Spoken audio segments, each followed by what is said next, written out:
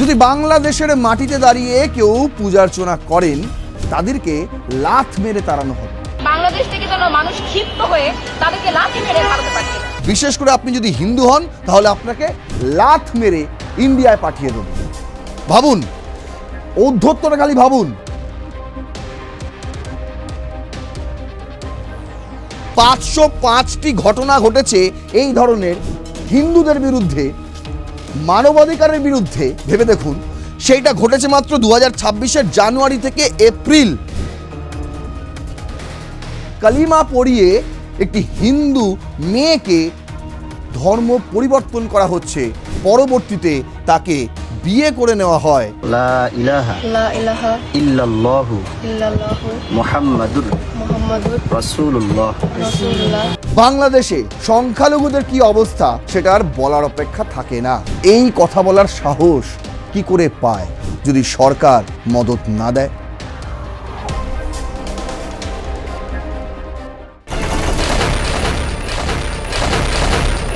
তখনও এই বাংলায় বিধানসভা নির্বাচনের নির্ঘণ্ট প্রকাশ হয়নি। তখনও পশ্চিমবঙ্গে বিধানসভা নির্বাচনের ফলাফল প্রকাশ হয়নি। ঠিক তখন বাংলাদেশের গাইবান্ধায় মন্দির কমিটির উদ্যোগে 3টি মূর্তি স্থাপন করার উদ্যোগ নেওয়া হয়। একটি শিবের মূর্তি, একটি শ্রীকৃষ্ণের মূর্তি এবং অন্যটি শ্রীরামচন্দ্রের মূর্তি। শ্রীকৃষ্ণের মূর্তি প্রায় সম্পন্ন, শিবের মূর্তি সেটাও তৈরি হচ্ছে, আর তৈরি হচ্ছে একই সঙ্গে শ্রীরামচন্দ্রের মূর্তিও। কিন্তু পশ্চিমবঙ্গে হঠাৎ পালাবদল।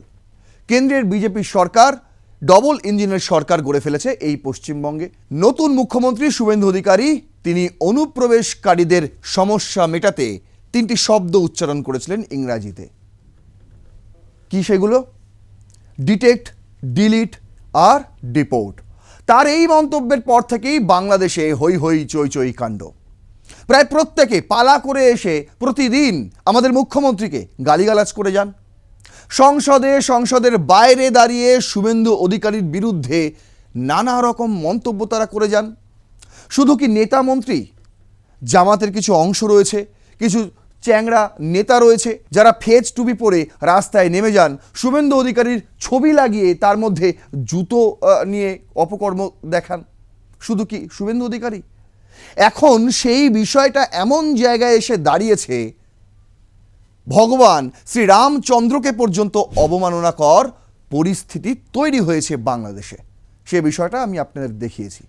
কিন্তু যে তুলনা আমি শুরুতেই আপনাদের সামনে টানলাম, আপনারা ভাবছেন এই গাইবান্ধায় শ্রীরামচন্দ্রের মূর্তি স্থাপনের সঙ্গে পশ্চিমবঙ্গের নির্বাচনের কি সম্পর্ক? তাদেরকে এই এপিসোডে সেই সম্পর্কের গভীরে নিয়ে গিয়ে ব্যাখ্যা করে বুঝিয়ে দেব। বেশ কিছু নিদর্শন আজকের এই ভিডিওতেও আপনাদের আমি দেখাবো। শুরু করছি রণক্ষেত্র, আপনাদের সঙ্গে রয়েছে আমি নারায়ণ। আজ আমাদের হেডলাইন যে বাংলাদেশে সংখ্যালঘু সংকট। প্রথমে মনে করা হয়েছিল কি যে বিশেষ কিছু ধর্মের বিরুদ্ধে বাংলাদেশের কিছু কট্টরপন্থী মৌলবাদী সংগঠন এবং তাদের কর্মী সমর্থকরা নাকি বিরোধিতা করছে। কিন্তু আস্তে আস্তে দেখা গেল পুরো বিষয়টা সরকার মদতপুষ্ট এবং যাদেরকে দেখা যাচ্ছে এই ধরনের বিরোধিতা করতে, ভারত বিরোধী মন্তব্য টেনে নিয়ে আসতে, এখন তারা সরাসরি একটি ধর্মের বিরুদ্ধে মন্তব্য করছেন প্রকাশ্যে এবং তাদের বিরুদ্ধে কোনো রকম ব্যবস্থা নেওয়া হচ্ছে না। যেমন শুরুতেই আমি এই মহিলার সঙ্গে আপনাদের আমি পরিচয় করাবো।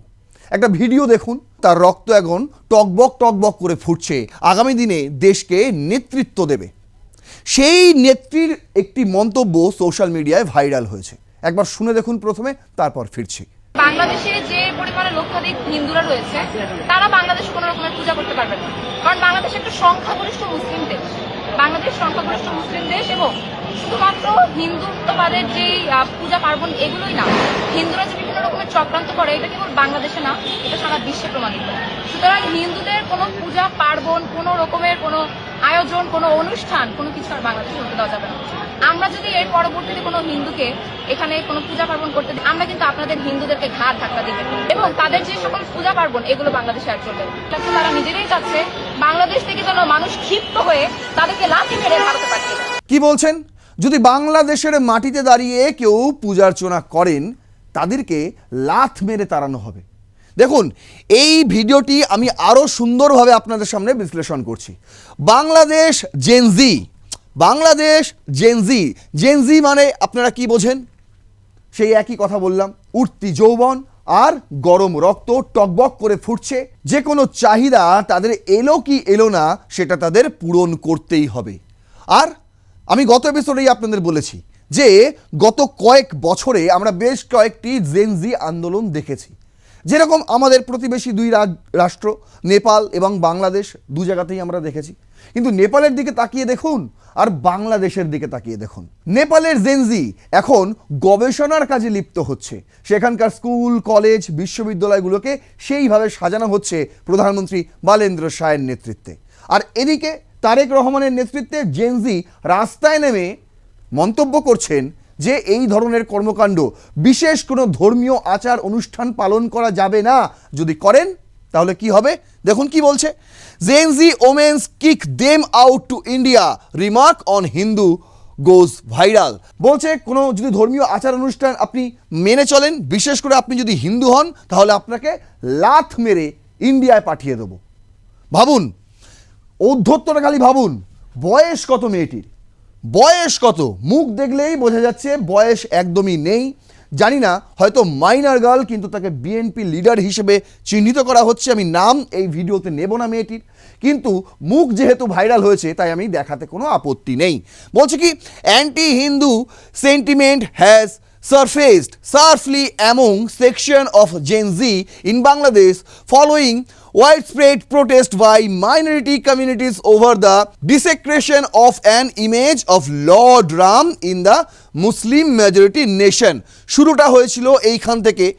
বলা হচ্ছে মুসলিম অধ্যুষিত দেশ বাংলাদেশ, সেই বাংলাদেশে রামের মূর্তিকে ঘিরে যে বিতর্ক শুরু হয়েছিল, তারপর মিছিলে রামের ছবি লাগিয়ে যে অপকর্ম আমরা দেখেছিলাম, আপনাদের দেখিয়েছিলাম সেই ভাইরাল ভিডিও, সেইখান থেকে গল্পের সূত্রপাত।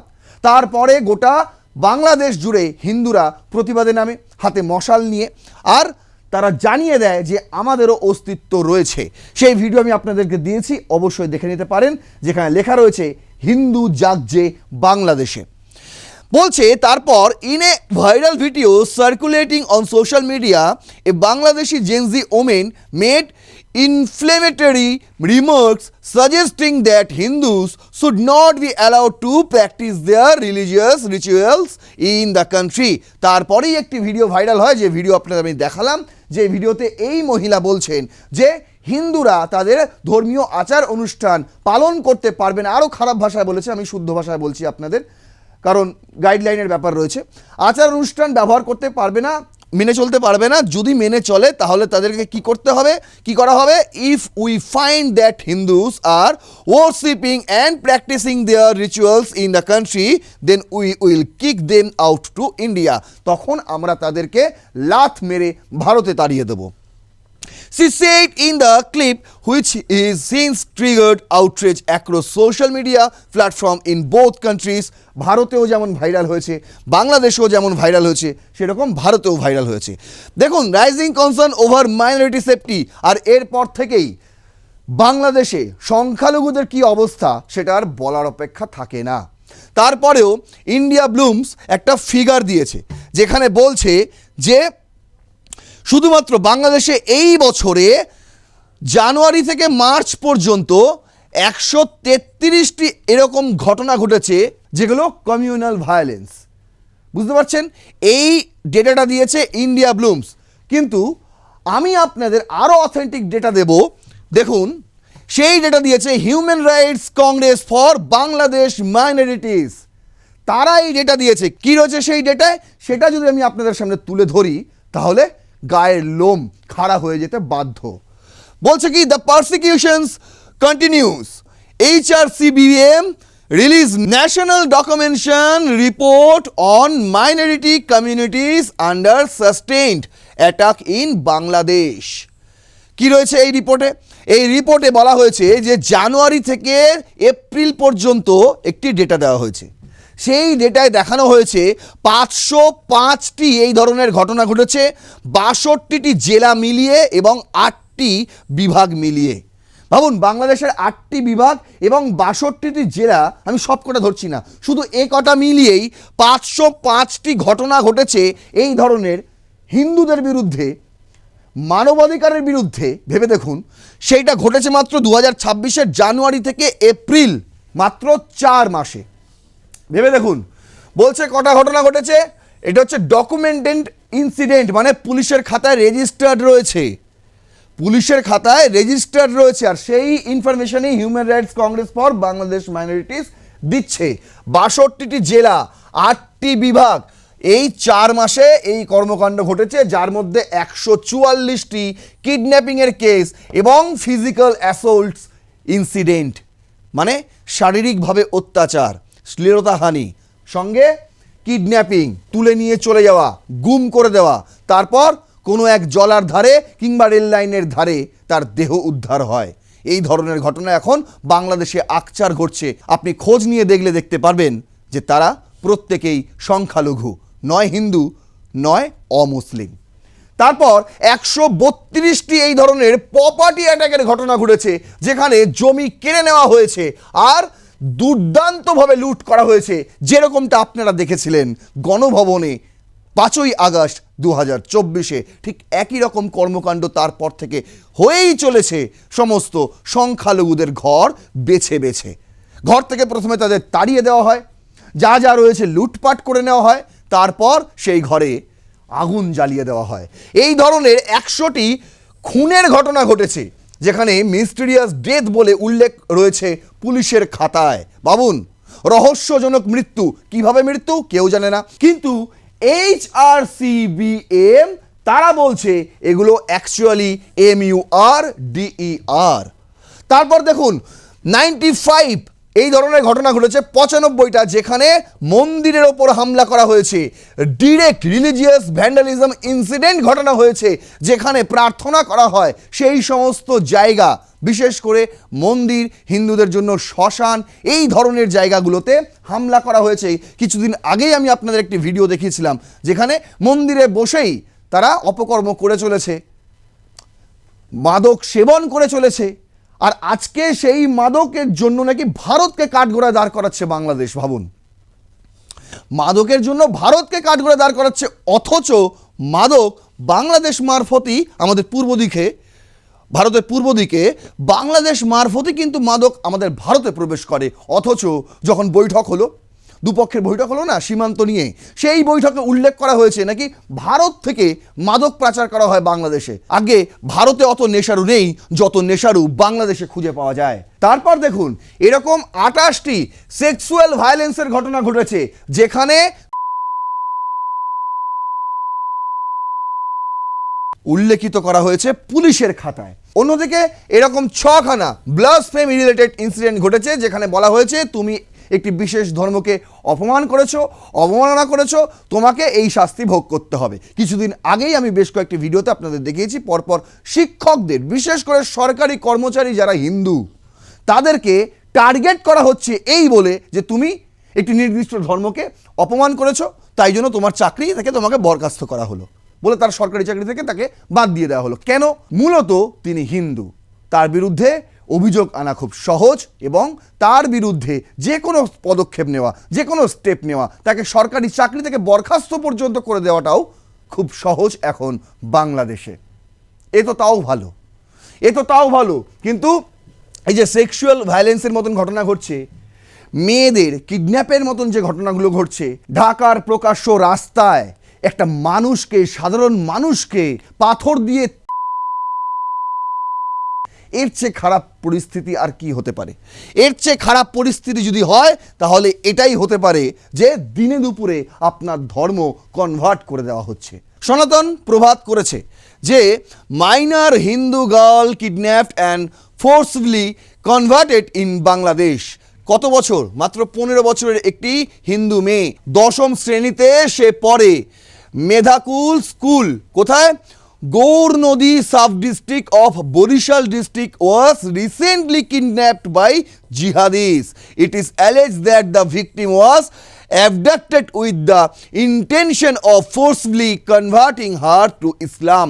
কি বলছে? ভিকটিমের বাবার নাম দীপক সরকার has lodged a complaint at the Gaurnodi police station against the accused Mohammad Ritaj, Mohammad Dilwar Hussain and Mohammad Ratul Hussain. He has alleged that the police have failed to rescue his minor daughter. কবে ঘটেছে? 30শে April. এখনো পর্যন্ত সেই মেয়েকে উদ্ধার করতে পারেনি police, কিন্তু উল্লেখ করে, নাম উল্লেখ করে, ছবি উল্লেখ করে থানায় গিয়ে রিপোর্ট করে এসেছে, অভিযোগ দায়ের করে এসেছে ভিকটিমের ফাদার দীপক সরকার। আরও একটি সাম্প্রতিক ঘটনা আপনাদের দেখাচ্ছি, ব্রেকিং বলে দিয়েছে voice of BD Hindus. A BNP leader live converted A Hindu girl two Islam, making her recite the কালিমা। কালিমা পড়িয়ে একটি হিন্দু মেয়েকে ধর্ম পরিবর্তন করা হচ্ছে, পরবর্তীতে তাকে বিয়ে করে নেওয়া হয় এবং বিয়ে হয় একজন যার সঙ্গে সে একজন বিএনপি নেতা এবং তিনি একজন মাদ্রাসার শিক্ষক। আর যে মেয়েটিকে এইভাবে ধর্ম পরিবর্তন করিয়ে বিয়ে করে নেওয়া হলো, সেই মেয়েটি কিন্তু মাইনার, নাবালিকা। ভেবে দেখুন। তাহলে আমি 7টি বিষয়ের পর ঈমান আনলাম, আমি 7টি বিষয়ের উপর বিশ্বাস স্থাপন করিলাম।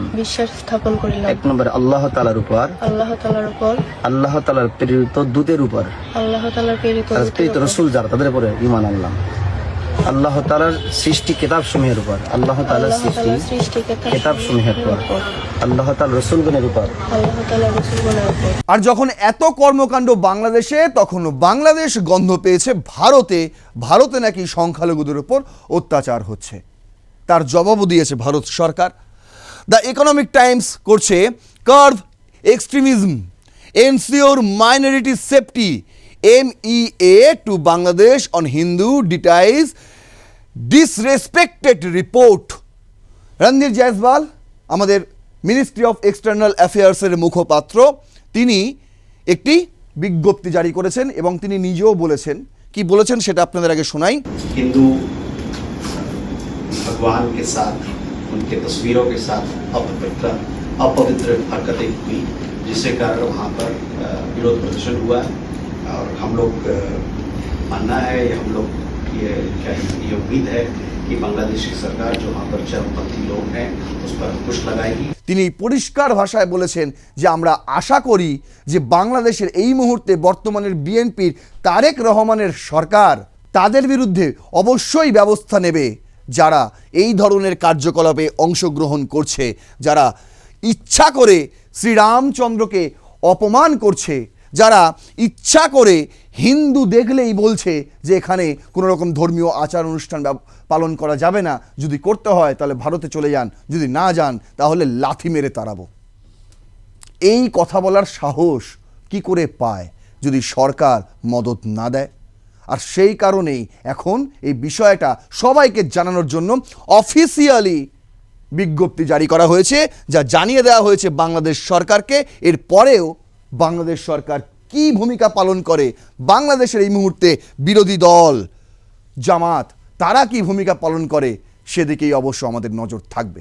যদি এই ভিডিওটি ইনফরমেটিভ মনে হয় তাহলে অবশ্যই শেয়ার করবেন, আরও 5 জনকে দেখার সুযোগ করে দেবেন। আপনার মূল্যবান বক্তব্য অবশ্যই কমেন্ট বক্সে লিখবেন, লাইক করবেন ভিডিওটি, সাবস্ক্রাইব করবেন R+ নিউজ 24/7 দেখতে থাকুন রণক্ষেত্র। জয় হিন্দ, বন্দে মাতরম। কি রে, তোর বেশ র্যাশ হয়েছে দেখছি। হ্যাঁ রে, কি করব বলতো, র্যাশগুলো কিছুতেই কমছে না। অনেক কিছু ইউজ করলাম তবুও কমছে না। আমার মনে হয় তোকে কোনো একজন ভালো ডার্মাটোলজিস্টের কাছে দেখানো উচিত। তুই ঠিক বলেছিস, কিন্তু কোনো ভালো ডার্মাটোলজিস্ট থাকলে একটু সাজেস্ট কর না প্লিজ। এই তোর তো একবার র্যাশ হয়েছিল না, তুই কোথায় দেখিয়েছিলিস? তুই একবার গৌরীদেবী হসপিটালসে দেখাতে পারিস, ওখানে ভালো এক্সপিরিয়েন্স ডার্মাটোলজিস্ট আছে। আমারও সেম প্রবলেম হয়েছিল, এখন ওখানে ট্রিটমেন্ট নিয়ে আমি এখন ঠিক আছি।